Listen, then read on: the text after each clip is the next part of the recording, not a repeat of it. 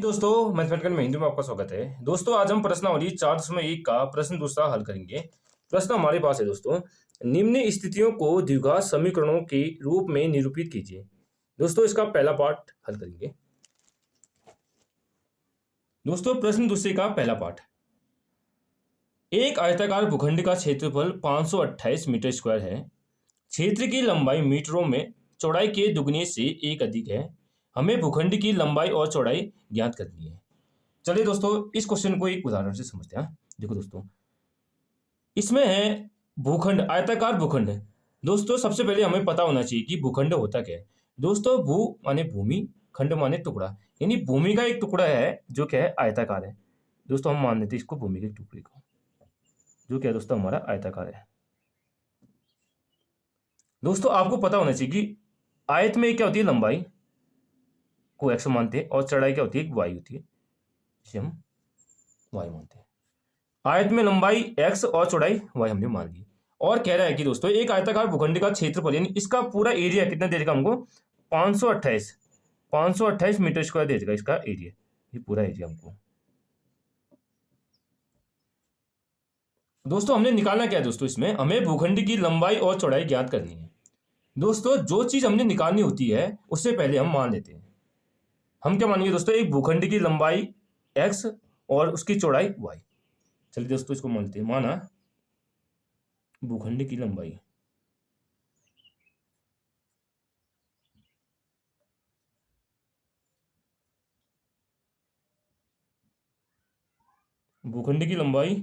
दोस्तों हम मानते हैं x मीटर, और इसी प्रकार हमने भूखंड की चौड़ाई माननी पड़ेगी। माना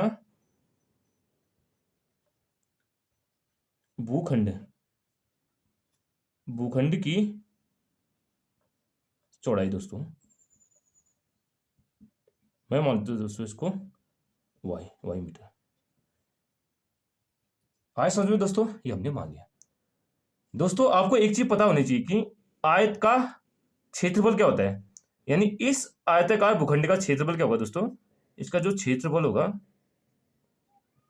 दोस्तों, आयत का क्षेत्रफल क्या होता है दोस्तों, हमारा लंबाई गुणा चौड़ाई।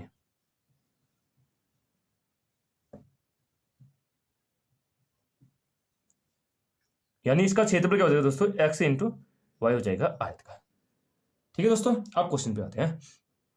क्या बोल रहा है दोस्तों, इसकी पहली कंडीशन क्या बोली, पहला शर्त है एक आयताकार भूखंड का क्षेत्र 528 मीटर स्क्वायर है। यानी दोस्तों हमको क्या दे रखा है, यहां दिया लिखते हैं, दिया है। देखो दोस्तों क्या दिया है, भूखंड का क्षेत्रफल, आयताकार भूखंड का क्षेत्रफल, भूखंड का क्षेत्रफल क्या दे रखा है दोस्तों हमको, 528 मीटर स्क्वायर दे रखा है। दोस्तों हमें पता है कि आयत यानी आयताकार भूखंड का क्षेत्रफल यानी आयत का क्षेत्रफल क्या होता है, x इंटू वाई, लंबाई गुणा चौड़ाई। सिंस हमें पता है दोस्तों आयत का क्षेत्रफल क्या होता है दोस्तों, लंबाई गुणा चौड़ाई होता है किसका, आयत का क्षेत्रफल। इसकी वैल्यू क्या हो जाएगी दोस्तों, 528 मीटर स्क्वायर हो जाएगा। दोस्तों हमने लंबाई क्या मान रखा दोस्तों, भूखंड की x, और चौड़ाई क्या मान रखा दोस्तों हमने y। यानी दोस्तों x इंटू वाई क्या हो जाएगा दोस्तों, 528 मीटर स्क्वायर। दोस्तों ये हो जाएगा हमारी समीकरण 1। आए समझो दोस्तों, कुछ टर्म नहीं, इजीली हो जाएगा। ये तो हमारा हो गया पहली कंडीशन से। अब देखो दोस्तों हमारी दूसरी शर्त क्या बोल रहा है, यहां से देखो, क्षेत्र की लंबाई चौड़ाई के दुगने से एक अधिक है। लंबाई क्या मान रखी दोस्तों मैंने, भूखंड की x क्या है दोस्तों, जो लंबाई है, लंबाई क्या है दोस्तों, लंबाई हो गया दोस्तों x है, लंबाई चौड़ाई क्या है दोस्तों y के दुगने, y का दो गुना क्या हो जाएगा दोस्तों, y को 2 से गुणा करेंगे, y के दुगने से एक अधिक है, प्लस 1 हो जाएगी। दोस्तों क्वेश्चन हमसे बोल रहा है दूसरी शर्त, लंबाई जो है भूखंड की x, चौड़ाई y के दुगने, y का दुगना क्या हो जाएगा 2y से एक अधिक है, यानी प्लस 1 कर देंगे। आया समझे दोस्तों, अब इसको हल करते हैं। x बराबर क्या हो जाएगा दोस्तों, 2y प्लस 1, ये हो जाएगी दोस्तों समीकरण 2। अब क्या करेंगे दोस्तों, हम समीकरण 2 से x का मान कहाँ रखेंगे, समीकरण 1 में रखेंगे। चलो दोस्तों इसको करते हैं। समीकरण समीकरण 2 से x का मान, इसका मान, x का मान कहाँ रखेंगे दोस्तों, समीकरण कहाँ रखेंगे, 1 में रखनी पर, 1 में रखनी पर। देखो दोस्तों ये क्या है दोस्तों, इस x की जगह क्या रखेंगे हम, 2y प्लस 1, यानी समीकरण 2 से x का मान यहाँ रखेंगे। इन x की जगह क्या रखेंगे, चल लिख लेते हैं, समझा। समीकरण है दोस्तों x इंटू वाई बराबर क्या हमारा 528, अभी मीटर स्क्वायर को हटा देते हैं, इसकी यूनिट 528 लिख देते हैं। आपने x की जगह क्या रखना है दोस्तों, 2y प्लस 1 रखना है। तो x की जगह रखो दोस्तों 2y प्लस 1 इंटू वाई बराबर क्या हो जाएगा दोस्तों, 528 हो जाएगा। देखो दोस्तों इसकी बात, आप क्या करेंगे दोस्तों, इस y को पहले, इस y को हम गुणा करेंगे इस 2y से करेंगे, फिर इसी y को अगेन गुणा कैसे करेंगे, 1 से करेंगे। y इंटू 2y क्या हो जाएगा दोस्तों, 2y square plus y into 1 क्या हो जाएगा, y। अब देखो दोस्तों ये क्या हमारा 528 ये हो जाएगा। अब देखो तो y इंटू 2y स्क्वायर हुआ कैसे, ये आपको डाउट हो सकता है, ये भी क्लियर कराता हूँ दोस्तों। 2y इंटू वाई, देखो दोस्तों 2 y की पावर क्या है दोस्तों, यहाँ घात 1 है, यहाँ भी घात क्या है, 1 है। अगर आधार सेम है तो घातें जुड़ जाती, तो आधार सेम क्या है हमारा y है, तो घातें 1 में 1 जुड़ा है 2, तब आए दोस्तों 2y स्क्वायर। आए समझो दोस्तों, कुछ डाउट नहीं होना चाहिए। अब देखो दोस्तों, अब क्या करेंगे दोस्तों, इसको यहां लाते हैं, ये हो जाएगा 2y square plus Y minus 528 बराबर 0। दोस्तों क्या ये हमारी द्विघात समीकरण है, नहीं है, ये देखो पहले दोस्तों, क्या हमारी समीकरण, इसको हम मानते हैं समीकरण 3, क्या दोस्तों समीकरण 3 हमारी द्विघात समीकरण है, नहीं है दोस्तों, इसका आंसर है। क्यों है दोस्तों, यहां देखो दोस्तों, चर की अधिकतम घात क्या है, 2 है। दोस्तों मैंने आपको बता रखा था कि द्विघात समीकरण में चर की अधिकतम घात क्या होनी चाहिए, 2 होनी चाहिए। दोस्तों यहाँ चर क्या है, y की अधिकतम घात क्या है, 2 है, इसलिए क्या हो जाएगा, ये द्विघात समीकरण होगा। तो दोस्तों हम इसका फाइनल में आंसर लिखेंगे, सिंस समीकरण 3 में, जो हमारी समीकरण ये 3 है, 3 में चर यानी y की अधिकतम घात क्या है दोस्तों, अधिकतम जो पावर है घात क्या है दोस्तों, 2 है, इसलिए समीकरण 3 हमारी द्विघात समीकरण है, द्विघात समीकरण है।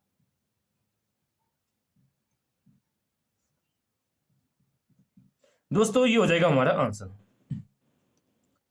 दोस्तों आपके मन में एक डाउट आया होगा कि दोस्तों आपके मन में एक डाउट होगा कि यार इसमें इसकी लंबाई और चौड़ाई क्या होगी इस भूखंड की। दोस्तों ये मैं आपको बताऊंगा नेक्स्ट पार्ट में। दोस्तों हम नेक्स्ट पार्ट में भूखंड की लंबाई और चौड़ाई ज्ञात करेंगे। दोस्तों अब मैं आपको इस द्विघात समीकरण को हल कर y का मान निकालना बताऊंगा। दोस्तों हम इसे गुणनखंड विधि से हल करेंगे। हाँ चलिए दोस्तों इसको हल करते हैं।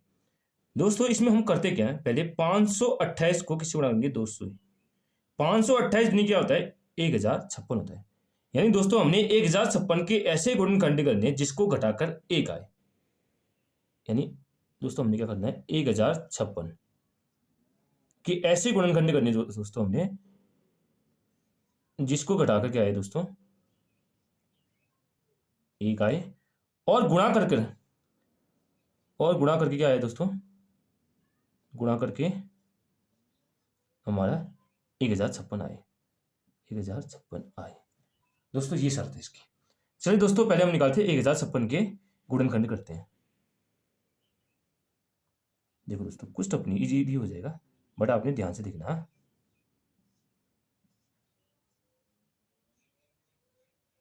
देखो दोस्तों क्या है, 1056।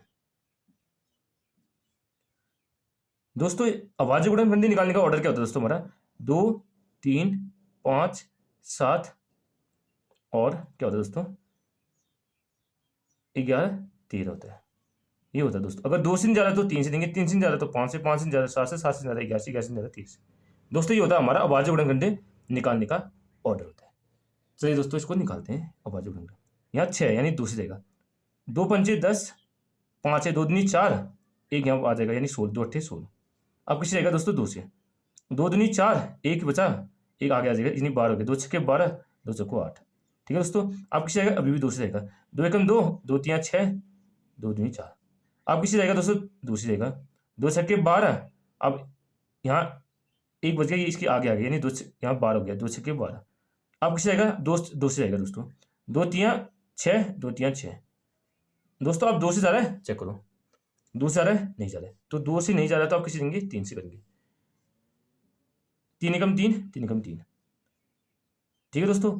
अब 3 से जा रहा है, नहीं जा रहा है, 5 से जा रहा है, नहीं जा रहा है, अब किसी देंगे 7 से जा रहा है, 7 से भी नहीं जा रहा है, अब किसी देंगे 11 से देंगे, 11 एकम 11।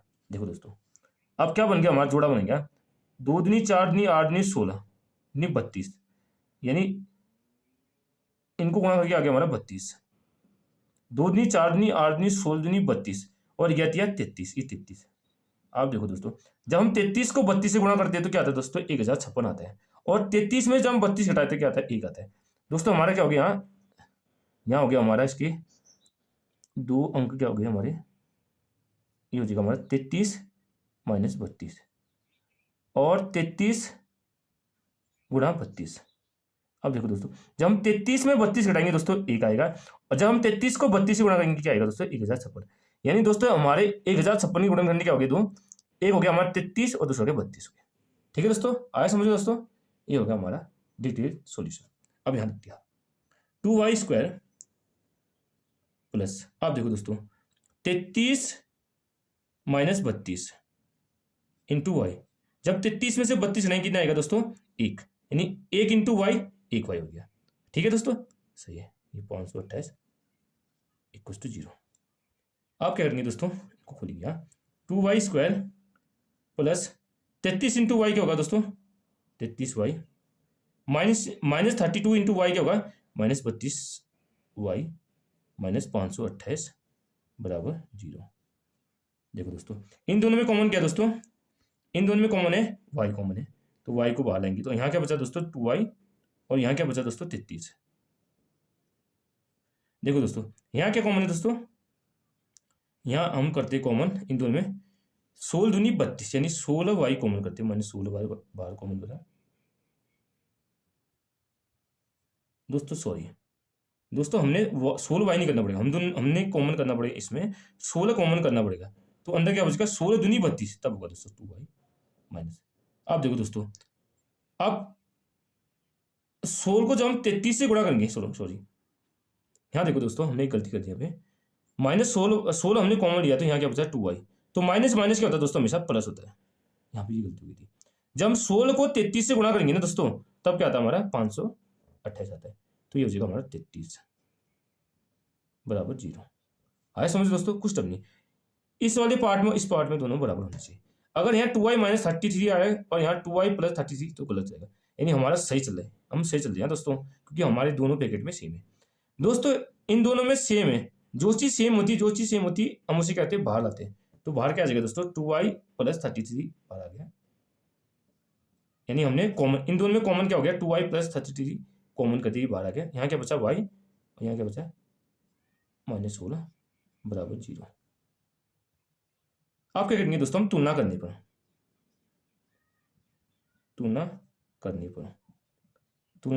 पर तो क्या हो जाएगी, इसकी तुलना 0 से करेंगे, इसकी तुलना 0 से।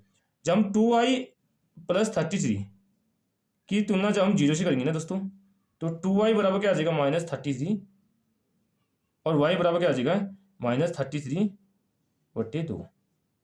दोस्तों ये हमारा आ रहा है नेगेटिव माइनस में आ रहा है, यानी हमारी गलत होगा। अब दूसरा देखते हैं, दूसरा क्या दोस्तों y माइनस 16 की तुलना किस करेंगे 0 से, तो y बराबर क्या आ गया दोस्तों हमारा 16 आ गया। ये क्यों गलत है दोस्तों, ये हमारा माइनस में आ रहा है इसलिए गलत है।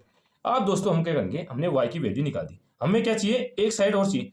क्या होता है ना दोस्तों, आयत में जो हमारा भूखंड जो हमने मान रखा था ना पहले, जो हमने भूखंड, सॉरी तो वर्ड बन गया, दोबारा बनाते हैं भाई। जो हमने आयत बनाया था ना दोस्तों पहले भूखंड का, जो आयताकार भूखंड था, उसकी क्या थी, लंबाई हमने एक्स मान रखी थी और चौड़ाई वाई मान रखी थी। वाई तो दोस्तों हमारी कितनी आ गई, 16 आ गई। अब हमने एक्स निकालना है। एक्स कैसे निकालेंगे दोस्तों, हम वाई का मान हम कोई भी समीकरण में रख देते हैं दोस्तों। हम इस वाई का मान हम किसी भी समीकरण में रख दो, एक्स का मान निकल जाएगा। मैं रखता हूं दोस्तों वाई का मान समीकरण 2 में रखने पर, वाई का मान समीकरण 2 में रखने पर, तो दोस्तों 2 में रखते हैं। 2 क्या हमारी, x बराबर क्या है 2y + 1। तो x हमने निकालना है, तो y कितना है दोस्तों, y हमारी है 16, यानी 2 × 16 + 1।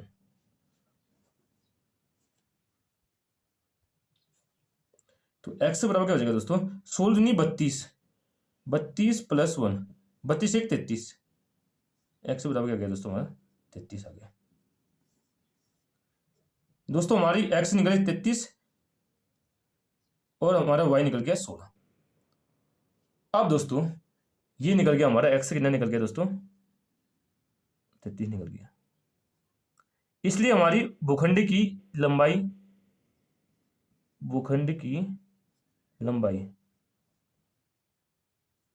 क्या निकल गई, x निकल गई 33 मीटर और भूखंड की चौड़ाई दोस्तों मैंने क्या मान रखा था, y कितना निकल गया दोस्तों 16। दोस्तों ये हो जाएगा हमारा आंसर दोस्तों, इसका डिटेल सॉल्यूशन। बट आपको एक डाउट और होगा कि ये आंसर हमारा सही है या गलत है, इसकी जांच भी करना मैं आपको बताता हूं। देखो दोस्तों हम क्या करेंगे दोस्तों, x कितना निकाल दिया मैंने 33 और y निकाल दिया मैंने कितना 16। हम क्या करेंगे दोस्तों, इस x और y का मान किसी भी समीकरण में रख दो आप, चाहे आप रखो समीकरण 1 या 2 या 3, किस में रखो, हमारा सेटिस्फाई होना चाहिए। अब मैं रखता हूं दोस्तों इसका मान समीकरण 2 में रखता हूं, एक्स वाई का मान। ठीक है दोस्तों, अब देखो दोस्तों समीकरण 2 से दोस्तों, समीकरण 2 क्या हमारा x बराबर 2y + 1।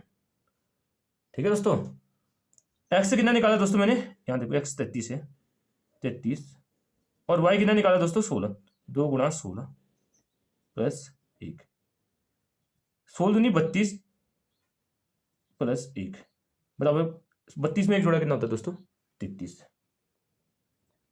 दोस्तों आ रहा है x 33,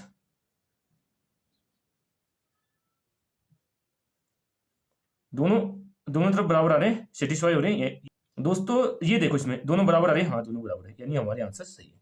चलिए दोस्तों आज यहीं तक करते हैं।